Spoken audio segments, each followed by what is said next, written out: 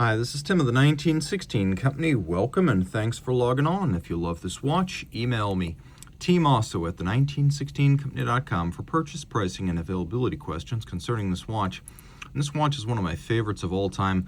Launched in 2007, this is the Omega DeVille Hour Vision, a timepiece that also served as the launch platform for the new 8500 twin-barrel tri-level purpose-built coaxial movements.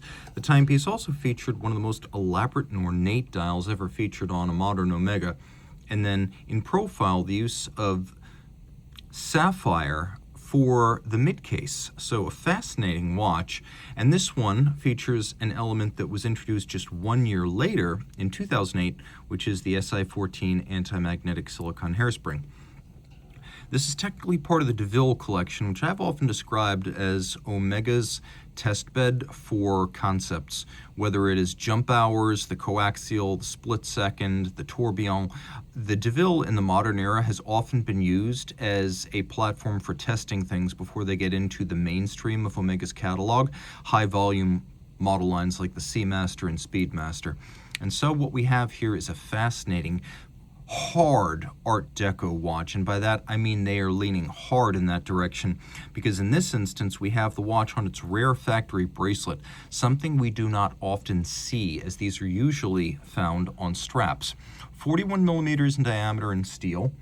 You can see in profile it's not a super thick watch. It's probably thinner than you expected at 12.3 millimeters thick. Well, it looks a little bit chunky. It's only about as thick as a Rolex Daytona.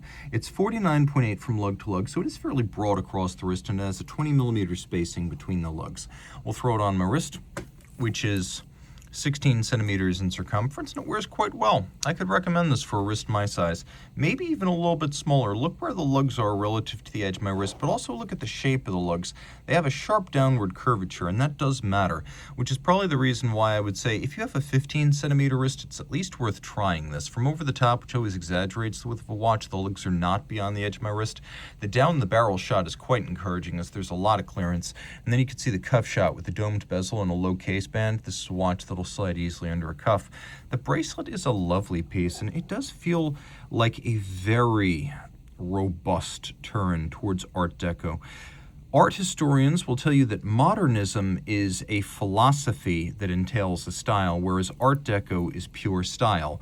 And I can definitely see that here. This is something that feels of the 30s, early to mid 40s. We've got this incredible 9-link bracelet, and you can see how the links themselves are curved from side to side. We have polished intermediates, we have a bevel along the shoulders, satin outer faces, satin tops. We have a little gold inlay on the clasp. It is a twin trigger, twin fold clasp that is sequential, this side before this side, with that gold inlay on the outside. We have removable links that are fixed in place using screws, and you can see you've got a couple of them, including a intermediate sized link pair right there in case you find yourself in between sizes. You can fine tune the fit. It is 100 meters water resistant. In spite of being from a dress watch model line, the DeVille, it does have 100 meter resistance, push down crown but still surface swimmable. These lovely flowing and soft beveled lugs and high polish with their flanks vertically set, and you can see how those tuck under. Now, Hour Vision, they wanted to put that new caliber 8500 on display, so on both flanks as well as between the lugs at 12 o'clock and 6 o'clock we have ceramic case inserts. Probably the reason why this watch had a mass slightly less than I expected. I put it on my scale, it was 143.14 grams, and it was a little bit less than I expected. And the reason for that is that sapphire is super light, and this case is constructed with so much of it in profile. Taking a look at the bezel, it's polished, and we have this lovely overlay of lug into bezel with a bit of faceting before the domed profile gives way to a dial that is covered with rhodium tracks. There's the overlap of the faceted, polished and satinated diamond cut indices over those rhodium strakes that run around the dial, and then we have an interlock of the trapezoidal date window, which features diamond cutting and faceting and high polish, and the date disc is the color of the dial, which is excellent. A lot of companies make a mistake there.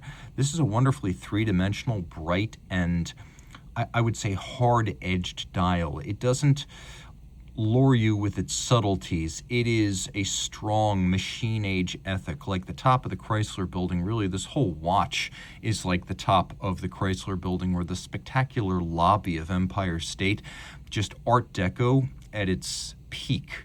And a lot of times that means bright metal, which we definitely have here. Look at how these indices are actually tapered as they move forward, and how we have these lovely outboard red seconds and minutes every 5 seconds or 5 minutes. Now we also have hands, and if you get very close to them, hands that are mirror polished on their side with a polish bright facet, and then on their top satinated. The kind of attention to detail and decoration you would expect from a Grand Seiko dial. Something that was new on mechanical Omegas when the Hour Vision arrived with the 8500 is this ability to move the hour hand independently of everything else without stopping the watch. That's great if you're traveling. East, west, both are viable. Now if you pull the crown out one more position, then you activate hacking seconds. You can set everything to a reference time. Coaxial chronometer, in this case it is a movement that is a COSC chronometer. We're not at master chronometers yet, not back when this watch was made. You can see the original caliber 8500, 39 joules, bidirectional automatic winding, twin barrels in series, 60-hour power reserve. Yes, it is chronometer certified. A full balance bridge with a free-sprung balance for shock resistance. The tri-level coaxial that separates the drivetrain from the impulsing surfaces of the coaxial escape wheel. Previously, with the twin-level coaxials, there had been an attempt to make one of the impulsing wheels of the coaxial bi-level escape wheel. There was this attempt to make one of those planes of the coax both an impulsing surface and the terminal and the drivetrain, and that didn't work as well as just having the drivetrain connected on a third level and then the two impulsing planes acting directly and indirectly in alternation to impulse the balance. So the tri-level turned out to be a more reliable, better timekeeper. So coaxial escapement means tangential friction rather than sliding. Tangential is less. It improves power reserve. It reduces maintenance requirements, and it improves chronometry. And here we have something that's difficult to see, at least definitively difficult to see, but you are looking at the SI14 silicon anti-magnetic hairspring. As a free-sprung balance, it's adjusted using small adjustment bolts on the balance rim, which you can now see. And so that makes for very precise adjustment as well as very shock-resistant balance structure, along with the full balance bridge, which you see here as well. And you can see Arabesque Côte de Genève, along with both polished and blackened screws, a machine applied but handsome bevel, and engine turning on the base plate. And you can see confirmation on the back that this is a 100-meter water-resistant watch. You can see a little bit more of the sapphire mid-case of this watch and the unusual manner in which the case is assembled. But a lovely watch and a landmark piece for Omega. Underrated, to be perfectly honest, and it looks like a much more expensive timepiece. This looks like something that would trade blows with the likes of Longa or Vacheron, and appears to have less in common with Speedmasters and Seamasters than it does with firmly upmarket models. So there is a lot to love here, and I love this one. So if you love it as much as I do, reach out to Team Mosso at the 1916company.com for purchase and pricing details.